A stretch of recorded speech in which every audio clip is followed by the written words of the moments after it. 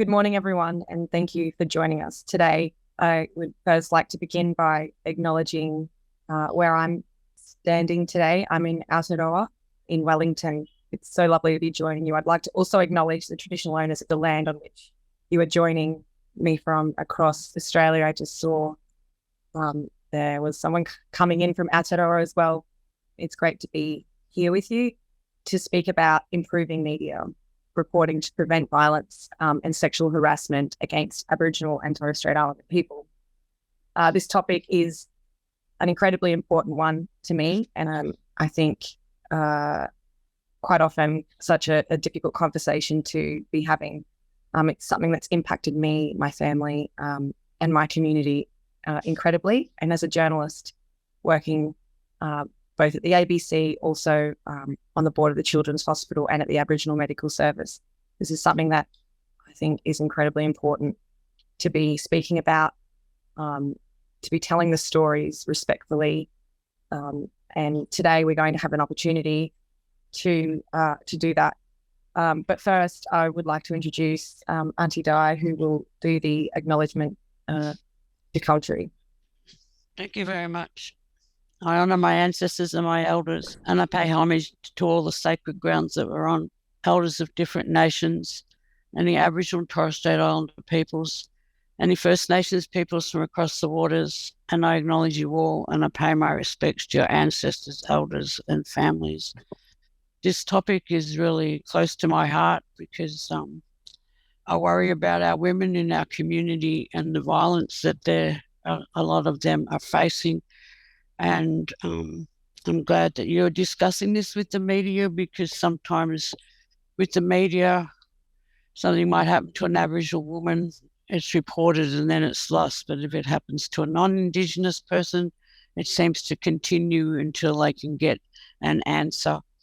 And I feel really sad that sometimes people tend to use a bit of racism or look at us as second-class citizens. So I hope that you come out with some answers today and people will understand about us and our protocols and our women. Our women are strong and carry our families and carry a lot of trauma, and they need to be looked after. And we all need to look after each other. We all need to share our stories about who we are and where we come from. I firmly believe if we do share our stories and we can understand each other, that we can live in harmony. When we live in harmony, we eradicate racism and stigma, and we pave the way for our younger ones. They can live in peace and walk our streets without fear of any harm. I offer you all my hand in friendship so that we can journey together. May Bunjil, my creator, surround you all and give you strength and resilience. Womanjika, Wurundjeri, Balak, Yemengundi, Bik. That means welcome to Wurundjeri country. For those of you that aren't on Wurundjeri country, I can't welcome you to the country you're at, but I can acknowledge the country and hope that their ancestors look after you as well. And I say Nungojin, that means thank you. Thank you for allowing me to have a voice today and to be able to welcome you and have a wonderful meeting. Nungojin, thank you. Thank you, Auntie Di. And I would just like to acknowledge the part that our elders play in this important conversation. If not for them, I would not be sitting here today having this conversation with you. So I'd like to acknowledge those elders. And so today we will be discussing how to improve media reporting on Aboriginal and Torres Strait Islander women to address the drivers of violence. The session will support media professionals to contribute to a better understanding of and pride in rich and vibrant Aboriginal and Torres Strait Islander cultures. All journalists and media professionals have a part to play in challenging the condoning of violence and sexual harassment against Aboriginal and Torres Strait Islander women.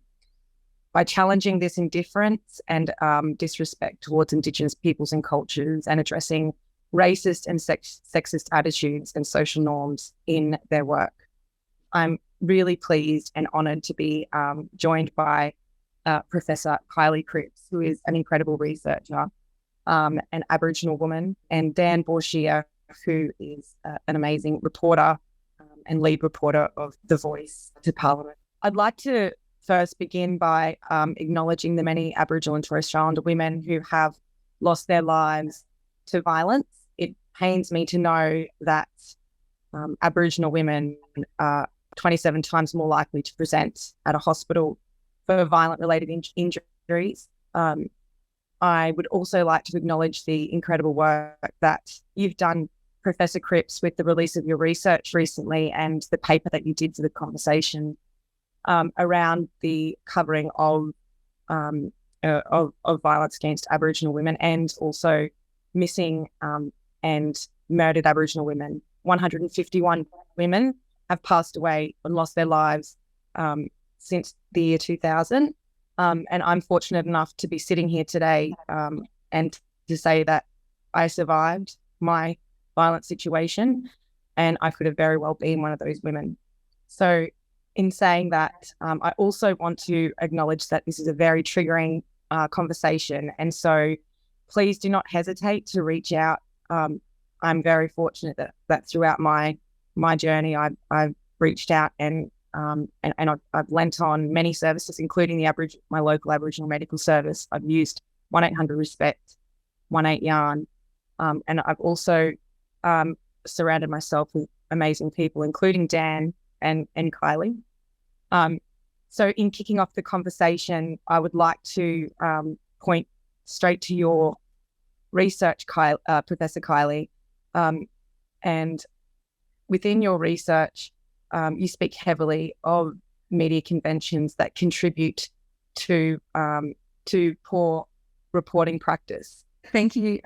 So I think, this is an important question. Over the course of doing research in this space, I've looked at a number of cases. So reflecting on a paper from a couple of years ago now, looking at the Lynette Daly case and also the case of Cindy Gladue in Canada. Both of those cases were very similar. And they were sexual homicides in Australia and in Canada. When I looked at those particular cases, a colleague at University of Sydney referred me to Jukes' news values and asked me to appreciate the context of how news is produced. And so I looked at those, the importance of threshold, novelty, predictability, proximity, risk, sex, graphic imagery, and violence. And it was stunning to me to actually look at all of the news articles in relationship to those cases and look at specifically how those women were framed according to those news values. And, what ultimately that meant in terms of what it meant in terms of the way in which the crimes were presented in terms of diminishing the value or the seriousness of those crimes. But more than that, it spoke to the diminishing value of those women's lives. And the importance of this conversation is very much about appreciating that these women were loved by their families. They were mums. These two women were mums. And you wouldn't have caught that from the headlines that were in the newspaper about these two women. The headlines read rough sex death, beach sex death, mum of 7 died after a wild drunken death sex session, review for sex death case. It doesn't talk to that this was a sexual homicide, a violent sexual homicide at that for both of these women. And so there's a real significant conversation to be had in the way in which we framed and diminished the value of these women in the media. Then I'll also draw your attention to another case that has attracted a media attention, and that's Stacey Thorne's case in Western Australia. Now, Hannah McGlade has done a lot of work in this case around the legal advocacy in this case. And she alerted me also to the issues around the problematic media on this case. And having pulled all the media articles on this case as well, what I was horrified by, again, was that you didn't get a perception of who Stacey Thorne was. That she, again, was a pregnant woman Aboriginal woman who was loved by family. She was a woman that was also loved by her community. She was a teacher's aide, making an impact on all of our young people. But what you saw in the media was a Aboriginal woman who was visited for sex. That was the overarching story that was presented throughout the many criminal presentations to court by the media. And why is that important? Well, when you look at in the context of our colonial history, we see a pattern of Aboriginal women being used for sex. And so it repeats the colonial story of diminishing the value of Aboriginal women. And so, I bring these stories to you to say Aboriginal women are, as Arnie Dye said, we're strong, we're courageous, and we're resilient. And we need to be valued for who we are. And these women need their stories corrected. I'll leave it at that because I know we've got more conversations to have. Oh, that's great. No, that's great, Kyllie. I appreciate that. And Dan, for you work across a number of platforms covering some really heavy issues around the voice and around other really important conversations such as violence against Aboriginal women. In fact, on Tuesday night, Professor Kyllie Cripps, will be on the drum. Dan, when you are considering what you are going to bring to light in whether it is a panel speaking about violence against Aboriginal women, I know personally that you are a very considered man. As an Aboriginal man and as a reporter, what are some of the things that run through your head and that you lean on in order to bring a story to light? Such as a story like Stacey Thorne. Thanks, Karina, and can I acknowledge your work and how your advocacy in the media, and also thank Professor Kyllie.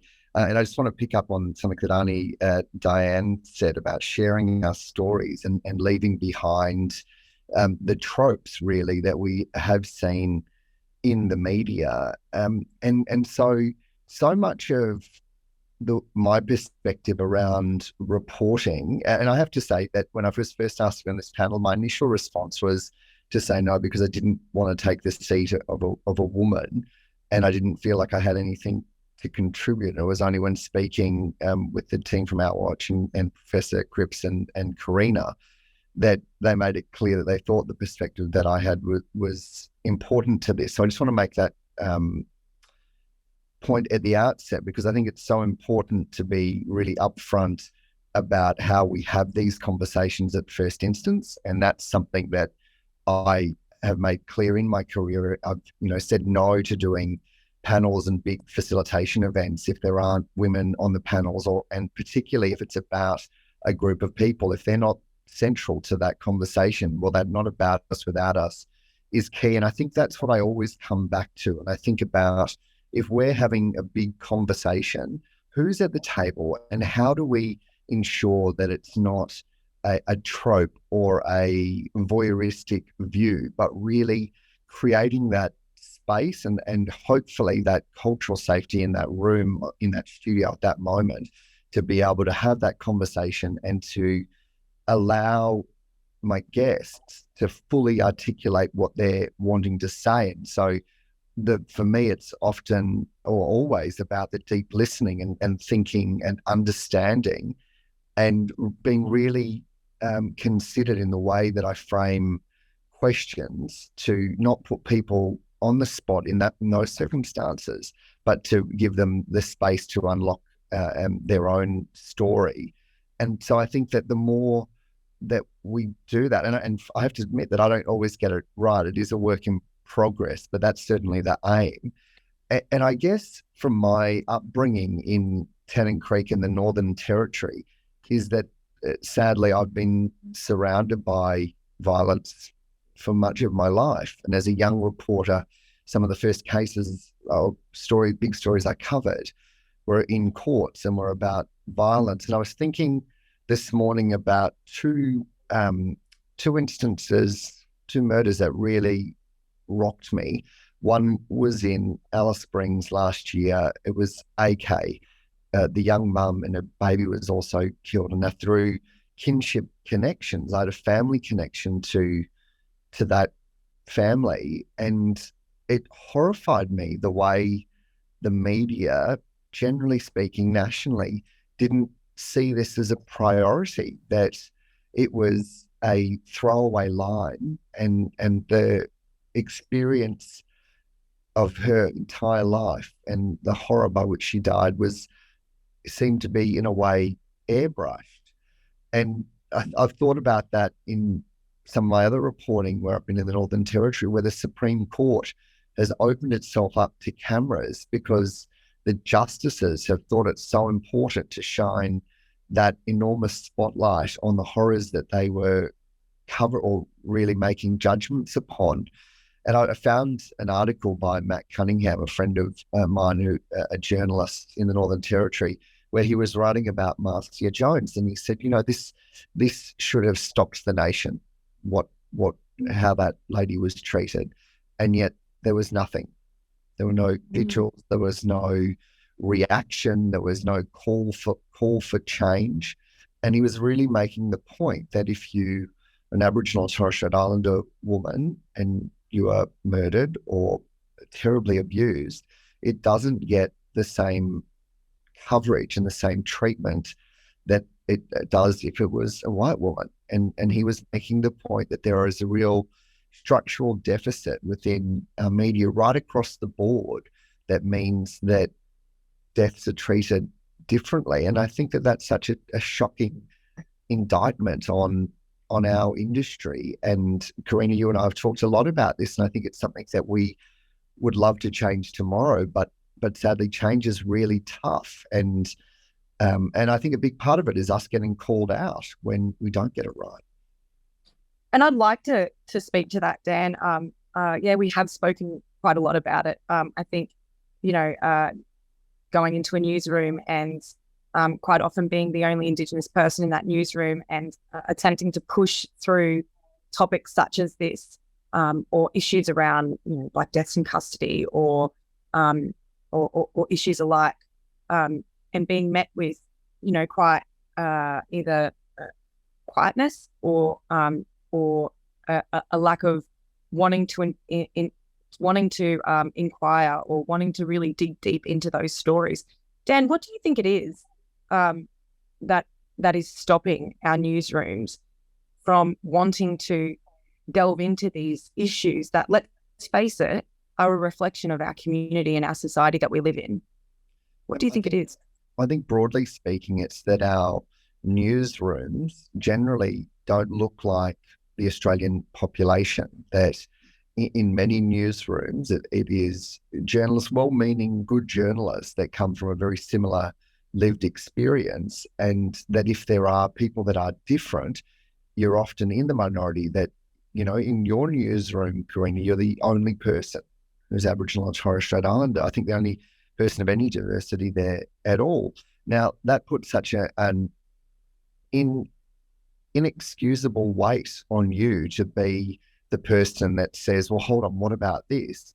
And I know that it can often feel like if you're the one person there always saying that, you feel as though you're the clink in the armor, that you're the one that is seen as, that's just what he would say or she would say.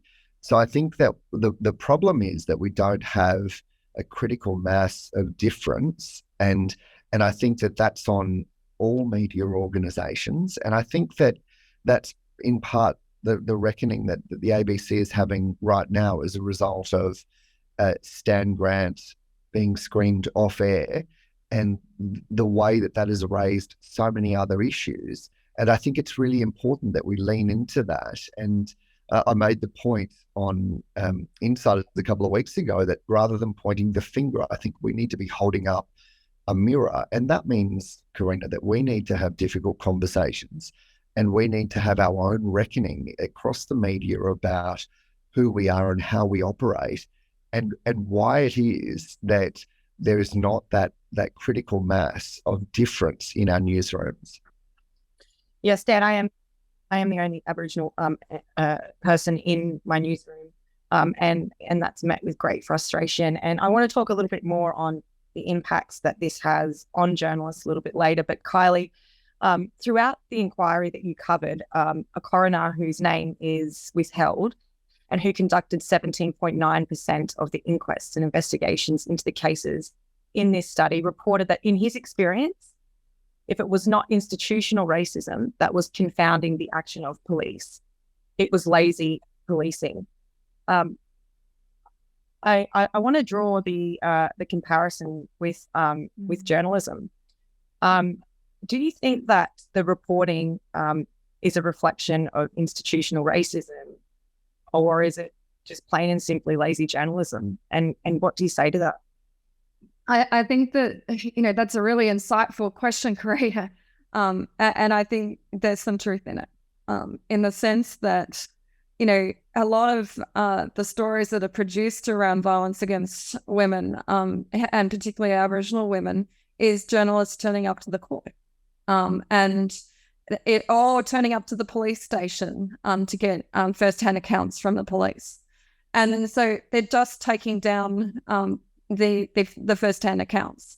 They're not interacting with our families. They're not interacting with the witnesses. And so you're just taking down verbatim what's happening in the court. And so you're not having a conversation to say, to think back, to step back and have that ethics question of, if I'm writing verbatim what the offender or alleged offender thinks of these women, as happened in the Lynette Daly case, where one of the alleged perpetrators, or he's actually an offender now, he said, boys will be boys and girls will be girls. And that went as a headline in our newsrooms. And so I think in those kind of conversations, it's thinking about the ethics of that. Are we comfortable with that being a headline on a sexual homicide? Yes, that was what was said in the court, right? But is that the headline that we want? And is that the value we hold in respect of sexual homicide, right? Absolutely. And I think that's where we have, when we write stories are things that the community engages with, right? It talks to their value systems and reinforces their value systems. Yeah. And so we have to be responsive when we write things about how people are going to be triggered by those value systems. Does that make sense? Absolutely. I think about in Queensland when a young girl and sadly took her life, and there was a huge campaign around, do it for Dolly, which has continued and turned into a foundation, and so it should. And in the newsroom, I raised the importance of speaking about a suicide that had occurred in a remote community up north of a 9-year-old girl, and I was met with, why do you feel the need to politicize something that is so important, and about a young girl who took her own life? And I remember walking away from that feeling so incredibly crushed and so incredibly confused in a sense, because it felt as though I was in a twilight zone. Like how do you come to that conclusion when both are human beings? But I think absolutely those institutional tropes that you speak about really do, at the end of the day, play out. I just want to remind people that you can follow the links in the chat, and also there is information in there around where you can find help if any of this is in any way triggering for you. Dan, I'd like to speak now about the impacts on journalists as well, and how it is that we can create a safer environment for journalists who are reporting on issues particular to Aboriginal and Torres Strait Islander women in violence. what have you seen, and what are some of the tools that you have used to bring about safety in your newsroom, as a reporter, as a producer? I'll get to that question in a moment, but I want to say first that I think it's the responsibility of all journalists to understand the impact and the implications of the way that we report. And I know that there's so much training that happens within the ABC and others, and through the Our Watch program with the Walkley Foundation around giving journalists that training, that experience. I actually think it's incumbent on all journalists to have a proper understanding of the consequences and the complications of the way that we report and the impact that that can have on communities. I know that there will be a lot of journos that would argue vehemently with me about that would say we just report the facts. And I think that if we don't understand our own bias and unconscious bias in the way that we use language, then we can inadvertently have big impacts on the way that people have these conversations and the way that stereotypes emerge and the way that impacts then the way people feel about their portrayal in the media. And so I think that is central to me whenever I'm talking to anyone that is starting to report. My advice is always that you need to be essentially an expert in whatever area you're reporting on, or you need to be able to ask someone, the right person, the right questions. And I'd certainly point to a lot of the work that Professor Cripps has done around having that conversation, because I think that that's really key. In terms of in our newsroom, it's about creating that culture where you can have that conversation. So where I am now working with the Drum, it's an incredibly diverse team, and there is a meeting every morning, but also there's an open culture where you're constantly having conversations, and it's not coming at from a perspective of deficit. So if I or anyone asks a question, there's not a judgment attached that you should know that, because I think that can be really unhelpful, but more, well, let's actually have a yarn about that, because then we get to hear so many different perspectives. And I think when you can create the culture, and this is one that was created before I arrived, that is the work of Annie White, my manager, has worked really hard to make sure that that's a culture that is in place and thriving there. It means that we can have really deep conversations about difficult topics without offending or hurting each other, because there's a general goodwill there. So I think that that's then incumbent on newsrooms. But of course, there are lots of push and pull factors on that, and the fact that many journos would do quick stints in newsrooms and then move on. So you've got that great transience. Now, that's not an excuse. That's just the reality. And I think that if you don't have everyone kind of with that base knowledge around a specific topic, then those sorts of things can fall through the gaps. So I think so much of this comes back to, for me, from my perspective, organizational culture. And you asked it before about racism and institutional racism. And I think that is very clearly a central issue that's in place in many of our newsrooms. Now, whether that is conscious or unconscious, I think depends on the circumstance. But clearly this is an issue that we're grappling with right now. And Dan, when I think about institutional racism and how it's played out here in Australia, I think it's fairly evident that the tropes of what began in this country continue on. Kyllie, you mentioned the way that Aboriginal women are seen as, just an object or sex slaves. And I think back, to the pastoral days when, Aboriginal women, Aboriginal and Torres Strait Islander women were used and treated so incredibly poorly.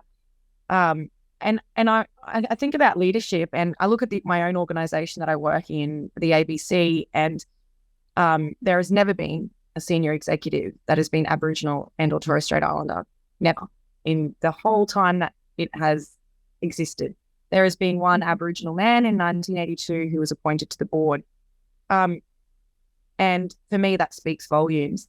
Kyllie, I wonder how you feel when you delve so deeply into these into these stories and you become so connected to them, and you hear something like that, how important do you think leadership is in changing the nature of how we speak about violence against Aboriginal women? Thanks, Karina. I think leadership is core in the sense that, you know, we all have a responsibility, but also more than that, I think that you know, we grow up surrounded by elders and by wonderful and powerful and strong women, but also brothers and uncles in our communities too. And it's their leadership that we often look up to and are inspired by. And so leadership takes various forms, right? It may be that they will be on boards. It may be that they will be professors like I am, although I never envisaged that I would be. But it is about, you know, when you shared stories, how do you hold those stories? How do you hold those stories respectfully, with grace, with the love and the care that they're shared with? And knowing that when they're shared with purpose. Someone shares them with you, not necessarily knowing the purpose that they're sharing with you at the time, but they share them with you, hoping, I think, in their heart that will affect change. You know, I've sat in communities where women have shared with me, and men have shared with me, some horrendous stories of their experiences with violence. And all they've wanted is change, right? And it is incumbent upon me to take those stories forward to effect that change, right? And that means, you know, sitting behind a computer trying to work out how to write that story to effect that change. Now, that is an awesome responsibility. Yeah. It carries a lot of weight, and all of you also carry that weight. You know what that weight is. So, you know, it is about honoring that, knowing how significant that is, and doing the due diligence around that, right? The ethic around that. I often think when I'm writing something, you know, what would Auntie think of this, right? If I give this back to Auntie, will Auntie be proud of this? Will I have done this justice? I can remember one of my proudest moments was doing a poster with an elder a number of years ago, and talking to our experiences of violence and how it feels for an Aboriginal woman to leave their violent circumstances. And we put this poster together, we got it printed, we were ready to launch it. I put it in front of Auntie Faye, and Auntie Faye was in tears. And my response to that was, have I got it wrong, Auntie Faye? We'll pull it, we won't launch, we won't go forward. And, you know, it was all about, how do I make Auntie Faye feel okay, right? And how do I honour that? And Auntie Faye's response to me was, these are good tears, Kyllie. You have captured what our women experience. And now when I engage with services, I don't have to find the words. The words are right here. And it is honouring that story, right? And being true to that story, and to the people that we're working with. So, I mean, I don't know if I answered your question, Karina, but... Yeah, I think you raised a few interesting points there around due diligence and it being incumbent on you to do honour to the story, which at times I find quite difficult to do in a space that's not conducive with that. Quite often, you know, we are taught to not be biased and not to bring our own personal feelings and thoughts, or not to push a certain agenda. But I tend to argue heavily with that.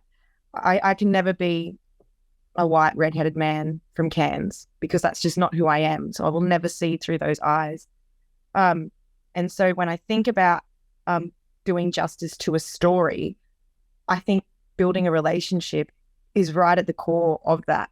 And I think that's right at the core of what it means to be a First Nations person. Dan, I wonder, how do you move through those kind of those two worlds, being an Aboriginal man and having responsibilities as an Aboriginal and a cultural man, but then also working in a space that, let's face it, from a media perspective, is not conducive with that. But then also an Australian media context is not, even more so, not conducive with that.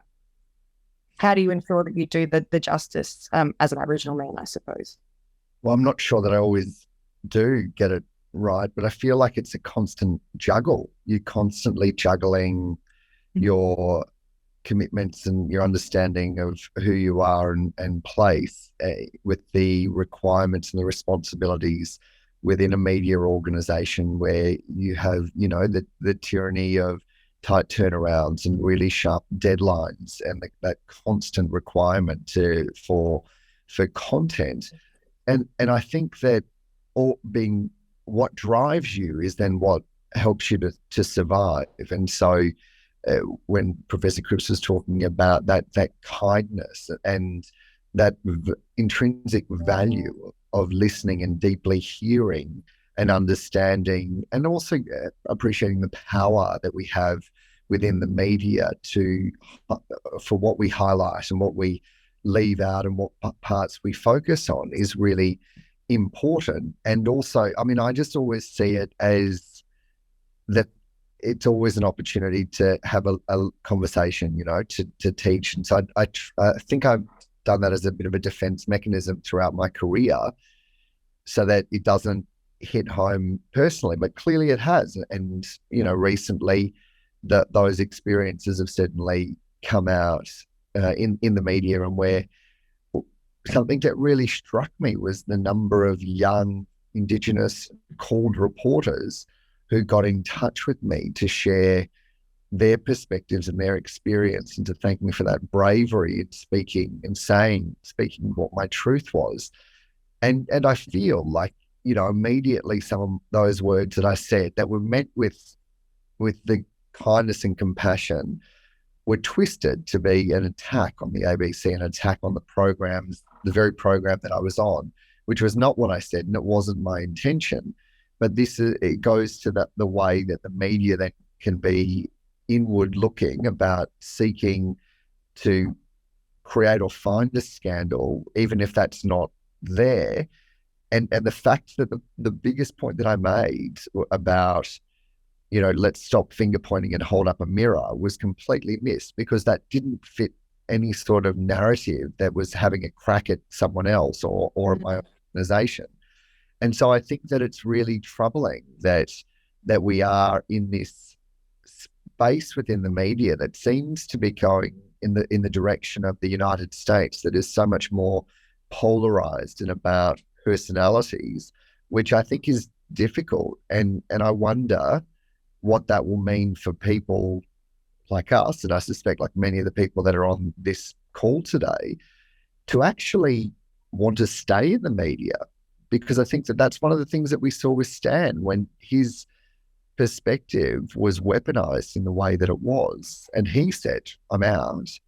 What message does that send to the rest of us? And that's not strictly about the topic we're talking about, but it is adjacent, I think, and there are parallels to what he was saying about that bigger conversation about the beginning of contemporary Australia. Oh, I couldn't agree more, Dan. I think absolutely, it's absolutely adjacent, and it resonates with me. We have a question from the audience around the nature of sensationalism of the media and how that drives reporting, which is linked very much to what you were just saying.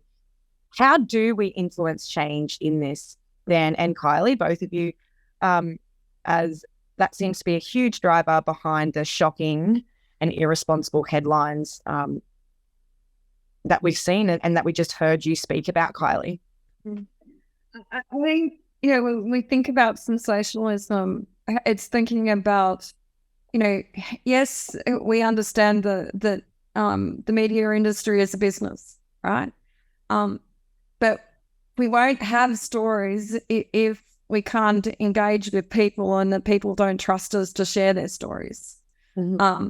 And it's also appreciating that when we engage with people, they have lives outside of these stories, and that indeed, however you frame those stories, there will be a consequence for those people after the story. And so it's thinking about the longevity of the story, right? Mm. It's not just the moment that it gets, a million likes or whatever, or a million hits or whatever. It's thinking about, again, I bring it back to ethics. I bring it back to the point of, what's the impact on the people that we're engaging with? And moving it beyond that sensationalism to what is our duty here, to make sure that this is a safe space to report on, because we're reporting on the safety of violence, right? We're reporting on violence, and it's notoriously unsafe. There's someone's been hurt in this process, but when we report on that, we have to be making sure that we're reporting on that in a way that's going to keep everybody safe, right?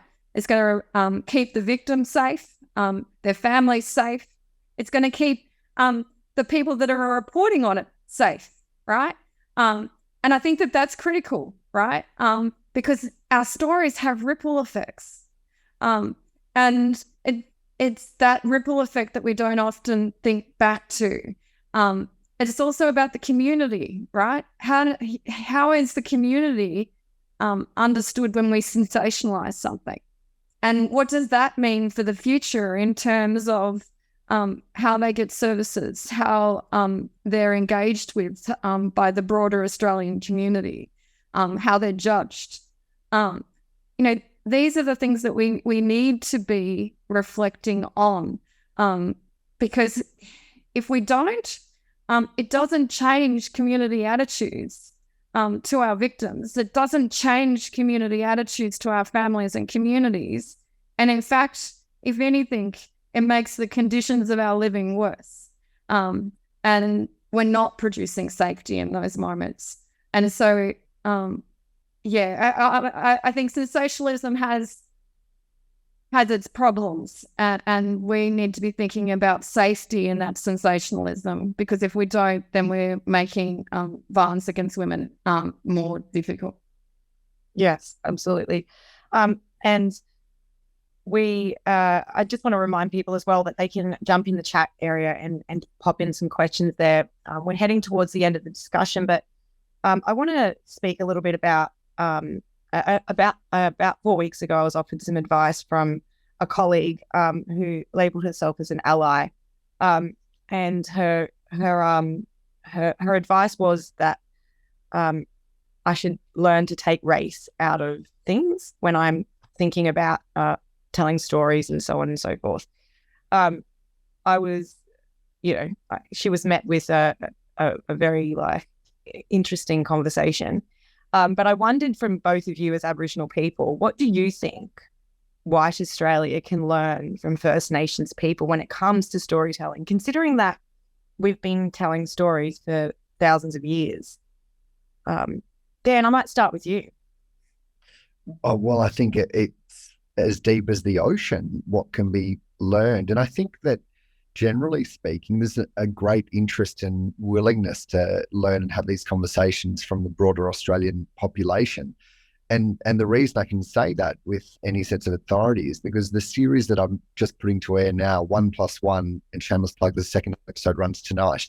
But the first episode with Annie June Oscar last week, the comments that I've received overwhelmingly positive, and going further than just saying, this is great and thank you, but really going to the crutch of what Annie June was talking about and the deep experience that she brought of connection to country, of being part of the songlines and the storylines, and how those stories and connections that have been there for tens of thousands of years run through her veins and impact and influence the way that she tells stories and the way that she maintains her culture and the way that she carries out kinship care, and even explaining and expanding on what kinship care is. And so the great generosity from the elders, and as Kyllie was talking about, the incredible aunties who, from my experience, are so keen to share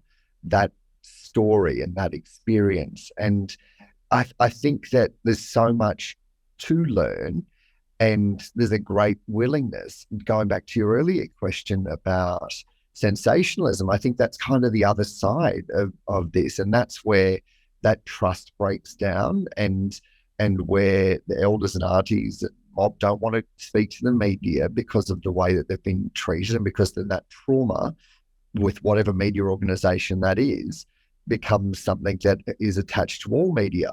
And I remember when we were sitting down with all the elders in Canberra to begin conversations about how could we possibly acknowledge language on air, what we first had to do was sit around and do a truth-telling circle. And I said to the management team that was sitting with me, you just need to listen. You don't need to say anything right now. You just have to listen and let them speak in the way that they want to speak. And I'll facilitate this, and we'll create a space where we can do proper truth-telling, which ultimately ended up getting to a point where they wanted to clear up things and ways they've been treated by other media organisations. And then the management had a chance to offer their insights about how they felt about that and what their perspective was. And so what we did is then we were able to kind of navigate that and have a baseline of trust that then meant we were able to acknowledge Ngunnawal people on air, on TV, on radio, and online, which then led to that happening across the ABC with 100 other processes that happened. And now when you land anywhere on a Qantas flight, you get an acknowledgement that came from that conversation where we were sitting down with the elders and doing that truth-telling. So I remember at the time, we went to air for that first time, and I felt a bit crestfallen at the end of the bulletin. And late Auntie Agnes leaned over and she said, "What's wrong, boy?" And I said, "It just feels like we've done all this work, and then there's a little word behind me." And I said, "You're made Yarra on the TV," and it feels like it was a bit, symbolic. And she said, "What we've done is we've pushed a massive boulder into the water, and we don't know what the ripple effects of that will be." And I think that is the wisdom of the elders, that she was thinking about this from a broader, longer term perspective, where I saw it as that moment and wanting to change everything right away, like the tyranny of youth, I guess. So I think there is so much to learn, but we have to be willing to listen. That deep listening thing, Dan, it's something that I think is so innate for us as Aboriginal people. And Kyllie, reflecting on that, I just had a question from someone online. Sissy Austin, an Aboriginal woman who was attacked while running earlier this year. She says she has a lot of trauma associated with how reporters were demanding certain things just days after the attack. She felt scared. She was scared of her phone. I also felt upset with the comment section, with so many comments saying that she should have died because she is Aboriginal. The comments were shocking, and I don't understand why the media outlets weren't deleting the messages. I think that raises a question around the role and responsibility of media outlets to protect journos and be more proactive in monitoring online hate. I know when I was monitoring the Brisbane ABC page, I was met with a whole lot of racism that, it was a lot. So I guess, what do you guys think, Kyllie? I'll start with you. What do you think we can do to promote or to improve our role in this space as far as protecting people from these comments? I think, I've published in a whole range of areas. One of the best things that the conversation did, for example, was to turn the comments off. and for Indigenous authors, so that we, as authors, didn't have to engage it, but neither did community members have to go into bat for us when we were struggling to work out how do we respond to those comments. So that there's that point. But the other thing I will say too is, it's recognizing in our institutions that when there are good practices, and I am an academic, so I do have academic freedom in many respects, but I also recognize that in our institutions that there are people that and areas in our institutions that understand the work we do, right? And will work with us to go through a process to make sure that when we are releasing our work, that we are safe. They'll work through what kind of messages do you want to put out, what kind of agencies do you want to work with? Do you want your phone number released? How do you want to be protected from comments? Have you thought about safety planning? And what does that look like? And that kind of thing. And that comes from an institution that has policies around anti-racism. And I think that is fundamental. Our institution at Monash has an anti-racism policy that actively is working to break down and combat racist policies, practices, and cultures and ideas. So it involves deliberate action to challenge prejudice and race-based discrimination experienced by individuals. So I think that when you have the backing of an institution when you're experiencing those kind of circumstances, that helps, right? Sissy should never have been put in that circumstance, and I'm aware of Sissy's experience. I did read about Sissy's experience. It was horrific. And I'm deeply saddened by what she had to put through, and that she was harassed for her story. She should never have been put in that circumstance. In the aftermath of violence, you need to be supported. You need to be wrapped in care. You need to be offered whatever it is that you feel you need in that moment, right? By your family, by your friends, by service providers. You do not need to be harassed to tell a story that you may not be in a position to tell yourself at that point, right? You're still processing it. Acknowledge that they're still processing it, right? And I think that is probably where we need to do our homework as journalists, right? Do our homework about what trauma looks like, right? And appreciate what it is that victims are holding in that moment, and think about what is it that you're going to put on them by phoning them, by emailing them, and is your ask too great at that point? And I think if your heart tells you that that's the wrong thing to do, then don't do it.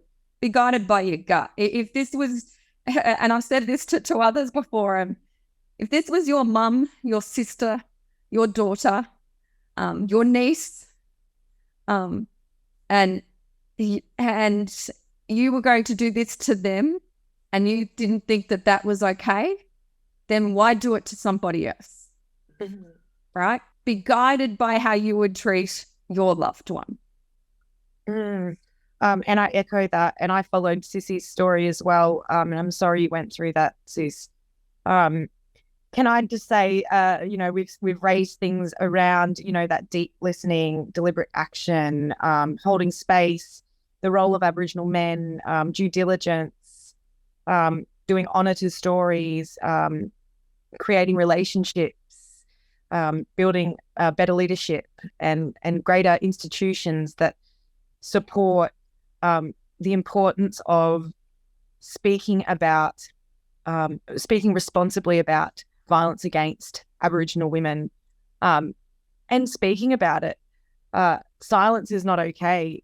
And I think I would like to hear from both of you about what your takeaways are. What would you like people to walk away from this conversation knowing or holding or actioning moving forward?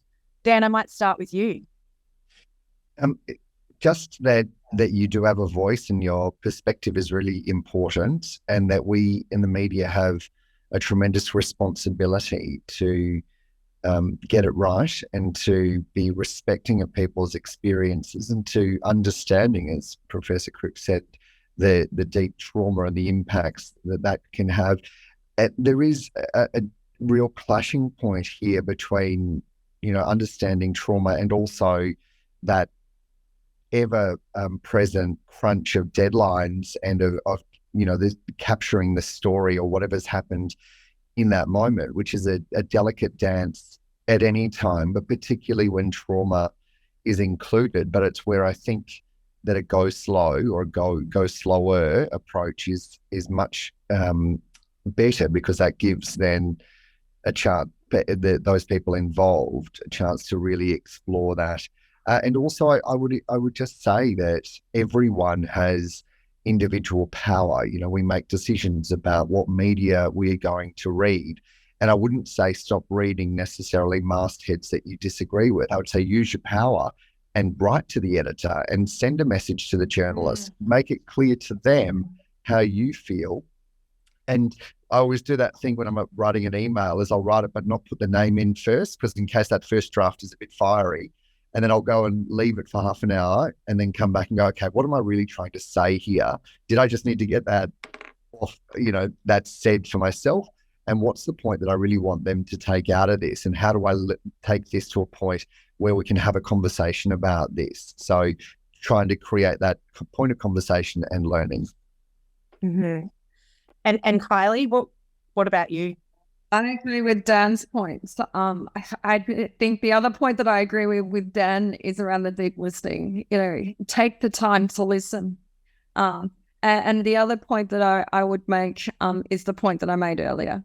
When you're writing a story, step away from it, come back and think about, is this the story and the way you've written it, how you would like your daughter, your mum, your auntie, your sister to be represented? If you don't feel comfortable with that, then rewrite it. Thank you so much. And I just want to say a huge thank you to you, Professor Cripps, for your incredible work. Dan, I am forever grateful for how you've supported me through my journey of surviving domestic violence, and also doing it while being a journalist in a newsroom where I am the only Aboriginal person. I'd like to thank the Walkley Foundation and Our Watch. If you'd like some more information, please jump onto the Our Watch website. There's some incredible stuff on there. I am so very grateful that we're having these conversations at a greater scale. And again, I just want to leave you guys with just remembering the many Aboriginal women who have lost their lives to violence. And I implore everyone to take time to hear their names. My auntie Robbie Piner is one of those. And I am very grateful and appreciate everyone coming and listening. Thank you so much.